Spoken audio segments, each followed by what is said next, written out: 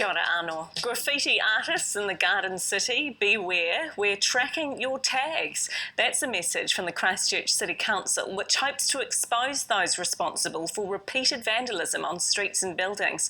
The problem's so bad, it's become $1 million annual clean-up for ratepayers. Here's Maddie Lloyd. It's not just the rebuild many here are contending with. Wall-to-wall graffiti now causing constant headaches for business owners. It just keep happening again and again. I would say weekly basis.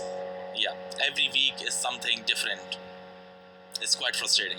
Buildings far and wide tagged from top to bottom. It's a big problem for Christchurch. The City Council's aware of repeat offenders but hasn't had the resources to track them down until now. We work together to develop some software that basically takes all the photos we get from the public and our contractors and analyses them and then looks for unique tags which are effectively like the offender's signature. Those signatures are automatically grouped together on a map. The council can then work with police to build a case file on each tagger. That will enable prosecutions in some cases or less radical interventions to help offenders get back on the right path or maybe get into legitimate street art if they've got talent. Similar systems have been used overseas with great success. West Sydney saw its graffiti reduced by 50%.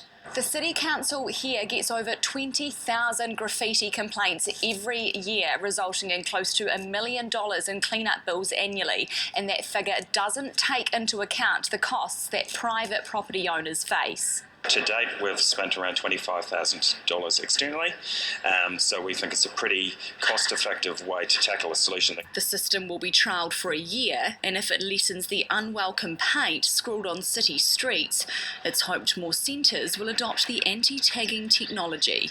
Maddie Lloyd, One News.